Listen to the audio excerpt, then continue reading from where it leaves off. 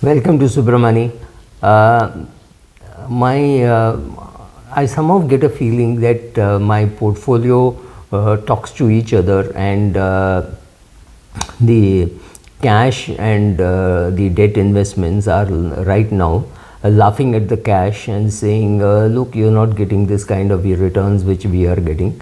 And cash is saying, look, this is the highest ever return that I've got. Yesterday only put my money in a small bank, and that is paying 7% in the savings bank account. I've never heard of this kind of return, because not long ago State Bank of India was paying me 2% on my SB account, right? So today I'm getting 7% in a small bank. Sorry, but I'm not naming the bank. And I or I can get 7% equivalent even in a liquid fund. Liquid fund also, I think it's about 6 plus 6.84 or something like that, very close to 7 there also. Or I can go to the small bank and put a fixed deposit at 9%. Hold your breath. That's a fantastic return that one can get on your cash. That brings us to a question: how much cash should you hold? Depending on the size of your portfolio. So for me, holding any cash makes no sense at all from a need point of view. If I need for money for an emergency, I have a credit card which has a, I think, 40 lakh limit or something like that, and another card with about 8-9 lakhs limit. So I have about 50 lakhs on my credit card itself. So if there is a medical emergency, my wife can charge it on the card and admit me, and then pay for it after 30 days, 45 days, depending on the cycle of the credit card. And by that time she could have brought cash from somewhere and pay. So do I need to have any cash at all for emergencies? Answer is no, because my portfolio is very old. So if there is a share which was bought in 1979, selling it today at any price, I just cannot make a mistake in terms of timing. So that's one way to look at how much cash one should hold. As one gets older with an older portfolio, the need to hold emergency cash goes down. But having said that, if you are young, if you are 30 years of age and you have just started your life, then you need to have some emergency cash. A kid falls down, is taken to the doctor, right? That could be a medical emergency. Or your car breaks down and needs some major repair, maybe 15,000 rupees, but it requires some kind of effort on your part to raise that 15,000. Then it makes sense to have some emergency cash. How much emergency cash? The jury is still out, but earlier we used to say 3 months, 4 months, but COVID made us start saying 1 year, 2 year kind of. So for an emergency, maybe 1 year expenses, 1.5 years expenses, especially if you're paying EMI, etc., then obviously the amount of money that you require to keep for emergencies is not a small amount. And all of us anyway end up keeping some money in the savings bank account. We don't specifically earmark this for emergencies, but suddenly somebody comes and says, oh, itna hai, so then you have the ability to write a check. It could be 10,000 for somebody, it could be 10 lakhs for somebody, depending on the size of the portfolio. So that. Secondly, if you are a retired person, then next 2 years expenses should be in liquid cash or equivalent, like liquid funds or short ultra short bond fund, right? Some of these things, please spread it across 2-3 fund houses. The last 2-3 years back, the 2020 experience was very bitter.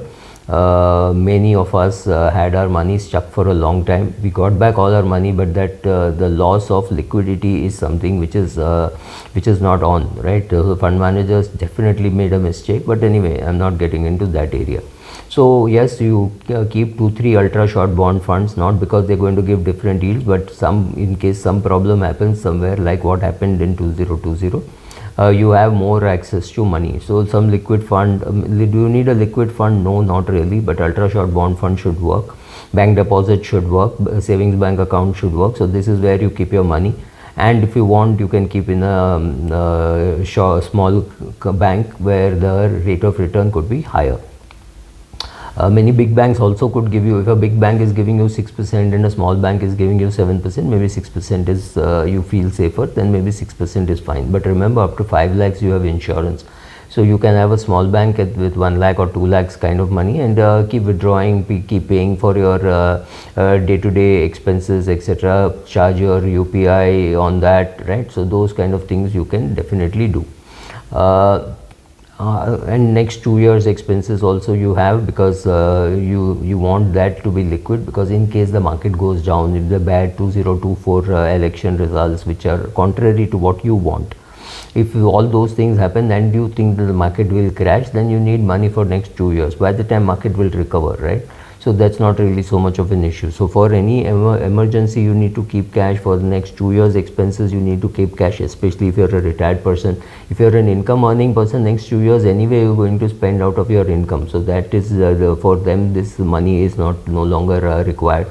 Any other expense that you have to incur, like you have decided to buy a fridge after 2 months or 3 months, so then some 40,000-50,000 rupees has to be lying in your savings bank account, so that you don't deploy it, because you might decide to buy it, or you might decide to buy it after 3 months, 4 months, or whatever. So you keep that kind of cash. So any emergency, I mean, when I'm saying fridge, I'm meaning 50,000 rupees. It could be a daughter's school fees, it could be your daughter's marriage expenses, any of those things. So whatever it is, you need to keep that money again in cash. You can't take a risk with that money, in terms of you don't want to lock in the availability, or if it's equity or 20% fall or something like that. You don't want to take that kind of risk with money which you need very quickly. Anyway, you're going to spend it, so you might as well. All this has to be in cash.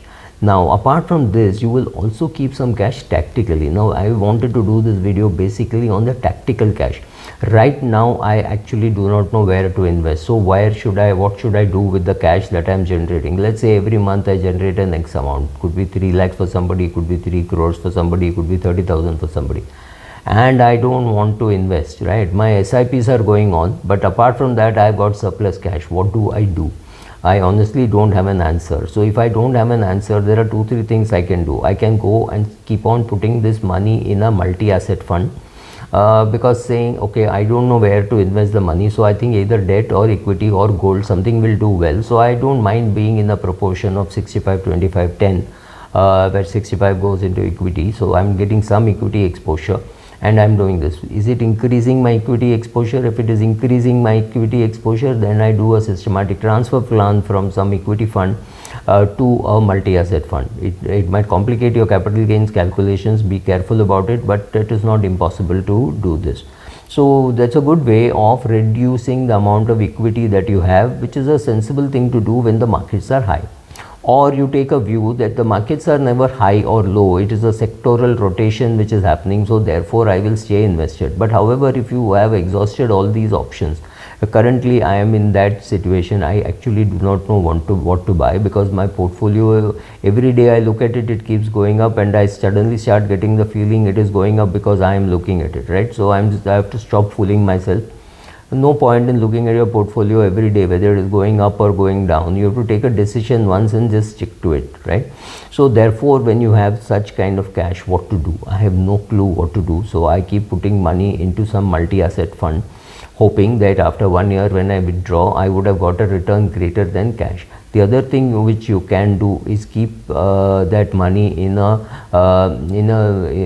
liquid fund or in an ultra short bond fund. Keep putting it there. And because anyway the money which is going to come back is going to be taxed as regular income.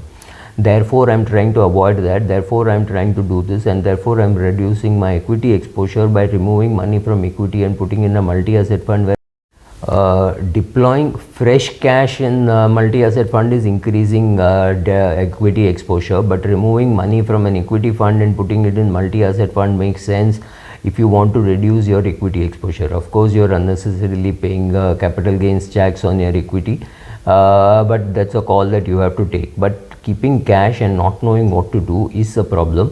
And this is a time when I think my equity for funds and direct equity and debt is all laughing. Even gold is laughing at the cash, saying, look, you're the worst yielding asset class. But somehow I also feel that the time when everybody else is laughing at cash and you have excess cash and you don't know what to do, and you've kept it in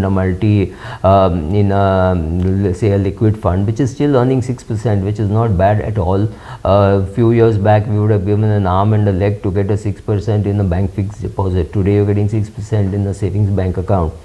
So it is possible to earn that kind of money. You're getting the best dividend, best yield historically. But if your equity and debt funds are giving you better returns, then the chances are you will want to do that. But I also feel that the best asset class is one which everybody is laughing at. So if I tell you keep in money in cash, you will laugh, and it is being ridiculed by everybody, including the other asset classes, and it is still giving good return. I don't think cash is too bad. Keeping your gunpowder dry makes sense, and I am going to keep my gunpowder dry till the new cabinet is sworn in 2024. Yes, I am going to invest. Yes, I am going to put some money in multi-asset fund, but that is more to reduce my equity exposure than to increase my equity exposure. Please also understand, you cannot do what I am doing simply because our portfolio sizes could be different, our ages could be different, our aims could be different.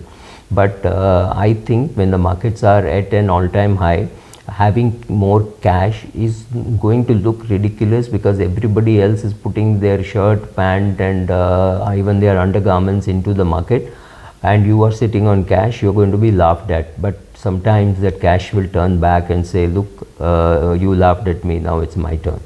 So don't be worried too much about how your short term outlook looks. But if you think you're not very sure about where to invest, and you're not sure whether you will get 11, 12, 13% return in equity, which I'm more or less convinced, then cash is not a bad asset class, even if you don't have any immediate requirement for it. This is just the tactical cash allocation that I'm talking about, not other requirements.